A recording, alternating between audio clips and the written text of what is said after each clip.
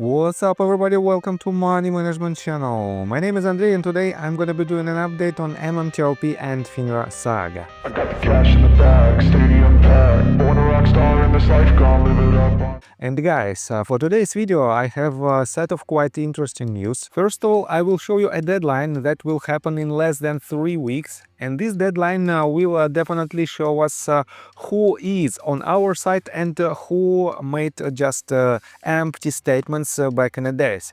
On top of that, I will show you quite interesting update in regards to the conflict of interests that is happening right now inside the authorities, and FINRA is one of them. And I will explain you some actions from one of our community members, and I will try to explain the current status of the so-called non-litigational path to the resolution. So, and before we dive deep into all of this, guys, please hit the like button for YouTube algorithm and drop me a line in the comment section if you think my videos are valuable for you. On top of that, if you want to know more about technical analysis, if you want to enhance your trading skills, feel free to subscribe to my YouTube channel and join my Patreon account. And for now, guys, I have 3 tiers. It is Discord access tier, Safe Haven and Gold tier. And if you want to just be in line with all the latest news and with the most recent actions and potential upcoming actions of the US stock market, it is more than enough to join just Discord access. If you want me to cover your personal position and if you want me to create a plan for you to invest in stock market, Safe Haven is for you. The only difference in between these 2 tiers is that on Safe Haven tier you will have a monthly 30-minute Zoom call session with me. And the Gold tier is for people who want to take the most from my experience and from my knowledge. And in this tier you will have a 30 minutes weekly Zoom call with me where I will teach you how to beat the market. On top of that, guys, for the members of this tier I will give my personal signals where to enter and where to leave the position. I will do it when market conditions are more predictable for swing positions. So, and let me give you a sneak peek on the Discord group. You can see that I publish a lot of updates on the market, and as you can see, I even make predictions of its upcoming movements. And if you follow my channel for quite some time, you know that I have a very high level of experience in this type of trades. And guys, in this Discord group, I explain a lot to my patrons, and I do a lot of technical analysis on demand on different assets.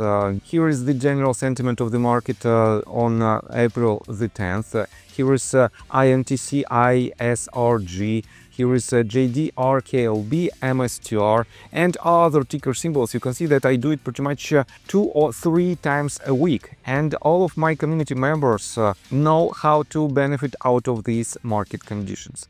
So, and let's begin with the most important news for today's video. I have to admit that Pulte made a lot of statements back in the day, and he tried to help MMTLP community back in the days. And for now, guys, Pulte is the head of, he is the director of Federal Housing FHFA, and he made this tweet just several hours ago. He wrote, "On June 17th, I will host the Securities and Exchange Commission chairman, the Secretary of HUD, and the Secretary of Treasury for our first Federal Housing Financial Oversight Board meeting. I look forward to a productive conversation." And guys, this is a very important meeting that potentially might shed some light in our case, and Pulte has all the chances to do so. And in the comment section to his tweet, a lot of community members asked him and remind him about MMTLP case. For example, Josephine Requeen wrote this: "Remember when you said, 'How can I help regarding MMTLP?' Well, now it's time, Mr. Pulte. Ask Atkins when he will address the shares count situation of MMTLP and when does he intend to approve the S1. It's been 2 years, and it is not the only tweet related to metamaterials. We can see it right here. For example, please ask about MMTLP. Thanks. On top of that, several more screenshots and several more tweets related to MMTLP. Please don't forget about MMTLP, and so on and so forth. And guys, definitely it is a chance for our community to spread our information and to ask just one question about MMTLP story. But this question will be addressed to the most, I would say, confident person and to the person who has the highest level of responsibility in the US stock market. That is why, guys, potentially it can be the so-called Rubicon, but at the same time, guys, definitely this date will not be the solution date. It will be just the date when we will understand was Pulti the person who proposed help to MMTLP community, or his words was just words, nothing more. And definitely this might be quite interesting update. On top of that, I want to show you quite interesting conversation that happened just several hours ago, and Mark Basile explained his point of view. Guys, in response to the tweet that Mark Basile wrote on May 22nd, and I covered it in, I guess, a couple of videos ago, he wrote, no, FINRA should be abolished and its functions absorbed into the SEC. But now they want the foxes guarding the hen house to now run amok at the SEC too. That's taking absurdity to the next level. And Puzzled Raccoon wrote this in response to Mark. This makes as much sense as rolling FedEx and UPS into the post office, or keeping Fannie and Freddie under government control. There is no appetite for expanding government. Abolishing FINRA would require doubling the staff at the SEC and training that staff. The only people advocating for this are penny stock fraudsters and lawyers who can't file frivolous lawsuits against FINRA to extort settlements after the penny stock fraudsters backed a bunch of people. So guys, quite interesting statement, and I would say it is very brave statement addressed to Mark Basile. We know that Mark Basile previously filed several lawsuits to help MMTLP community, but none of them were successful. And Mark responded, and you are conflating two issues, pump and dump liability with bureaucratic oversight. Like I said from the start of the MMTLP mess, they are mutually exclusive and both can exist at the same time. Puzzled Raccoon wrote, I didn't conflate any issues. I said there is no real appetite for abolishing FINRA. To pretend there is in order to keep these shareholders blind to the fact that these shitcosts and fraudster CEOs are robbing them blind is top-notch BS. FINRA isn't responsible for their losses, and abolishing them doesn't serve any constructive purpose to their shitco portfolios. Mark responded, how is abolishing FINRA, I said, to roll it up into the SEC, somehow continues to allow shitco CEOs to get away with things. FINRA cannot take any action against those CEOs. That's the SEC. Unless keeping FINRA is based on the continued protection of the brokers and dealers, because they may not stand the scrutiny if they now fall directly under the SEC, instead of middlemen potentially running interference for them. That's puzzling. I believe that brokers, dealers and shitco CEOs would have a lot more to worry about if they all fell directly under the SEC. And Puzzled Raccoon said, like I said, that makes about as much sense as rolling FedEx into the post office. And here's another comment from Jackson Howell. He wrote, the private sector is way more advanced than the government and can react to irregularities faster. Why shouldn't industry leaders watch the market? You have lawyers running the legal system and doctors running the medical industry. And Puzzled Raccoon answered, 100% it makes no sense to imply that this industry should be run or regulated by people who don't know anything about it. It's insane. And Mark wrote, yeah, that makes just about as much sense as having gang leaders run the prisons. And Puzzle Raccoon wrote, should we put Gary, William and Burda in charge of the SEC? How about Dave Mishry? Your examples is retarded, Mark. And Mark made this very important statement, and guys, this statement explains it all. Are the SEC attorneys experienced in securities enforcement litigation? You try to misdirect the narrative. You have a direct conflict of interest currently at FINRA because the oversight committees are full of paid broker executives. The same brokers that their own employees are charged with their own supposedly independent oversight. They are not disinterested. That's the crux of the argument. Pointing to a counter-argument that implies my statement would allow Burda, Palikars, etc. run FINRA is extremely absurd.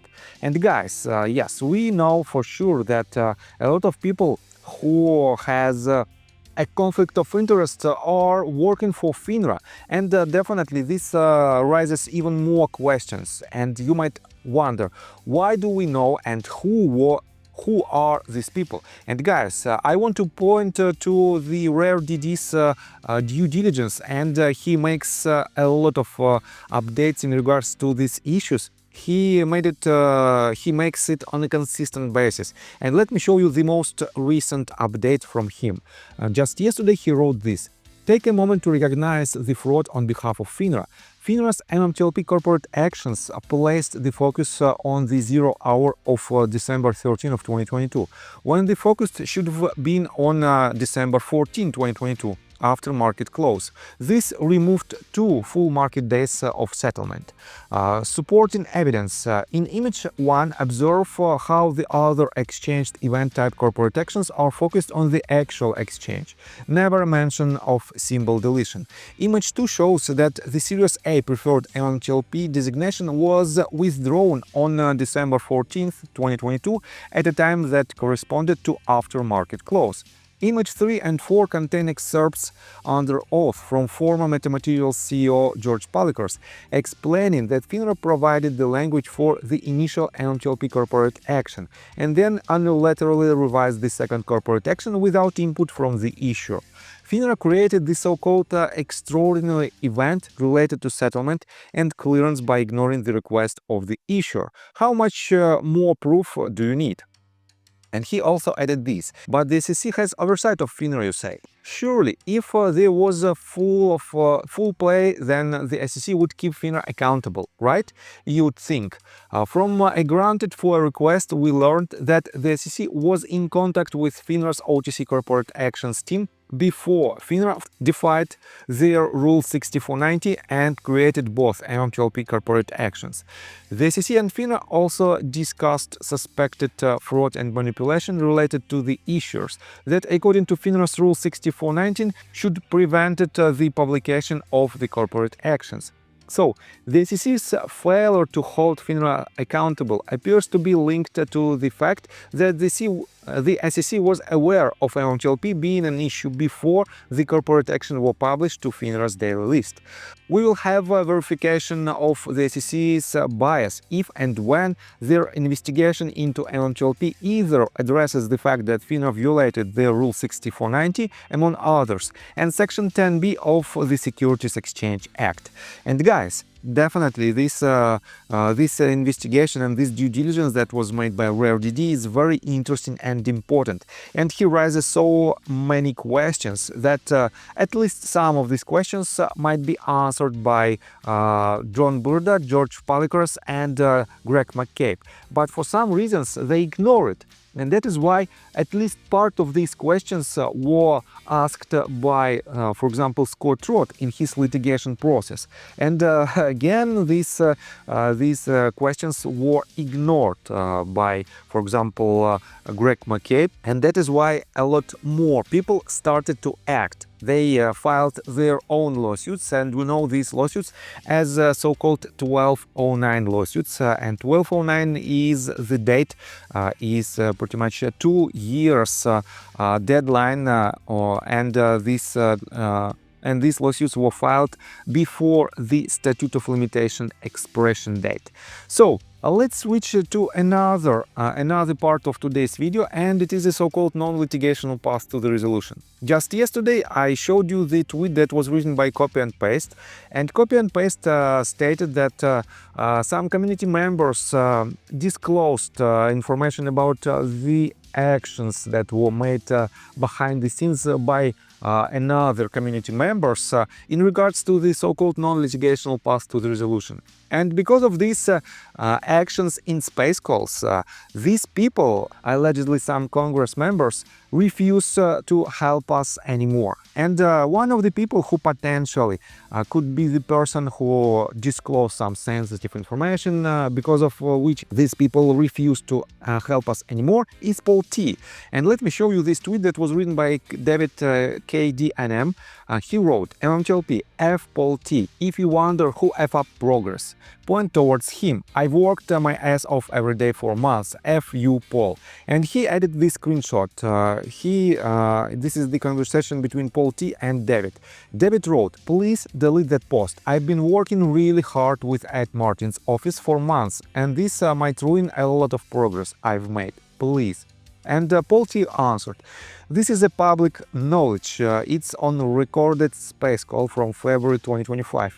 Well, and David wrote, well, F me, I'm done. So, let me show you some comments under this tweet. Due Diligence wrote, that guy is a do-nothing clown, a weenie dog who was definitely voted most likely to cry over spilled milk. Just ignore him. And David responded, 100%. I'm a background person who works hard. The fact that he can't recognize that someone is working hard for our community and do one small thing is ridiculous. All he wants is clout for looking like he's doing something when he's just do nothing nobody. And Zing responded to this. I was in that space when Chet joined and said things were in motion. He mentioned that Ed Martins knew about us and was working on our behalf. But he also told us to leave Ed Martins alone. It's important to respect that. And David wrote, absolutely. Only I was in contact before that call. So guys, does it mean that Paul T ruined some interactions in between MMTLP community and at least one crucial politician? Well, to be honest, I don't know.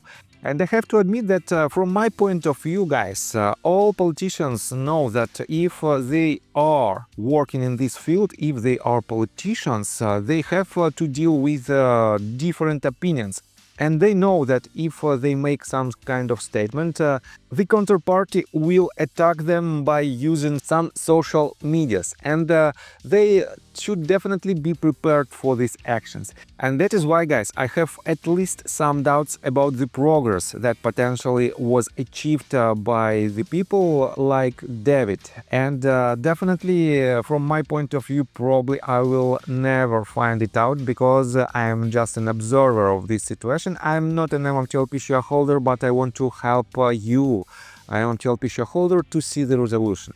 And that is why I'm here, and that is why I'm showing you the most recent updates on this saga. And guys, to be honest, this case is very complicated, but I will do my best to help you. So, I think that's all information that I want to provide you. If you like my video, please hit the like button and subscribe to my channel with notification bell.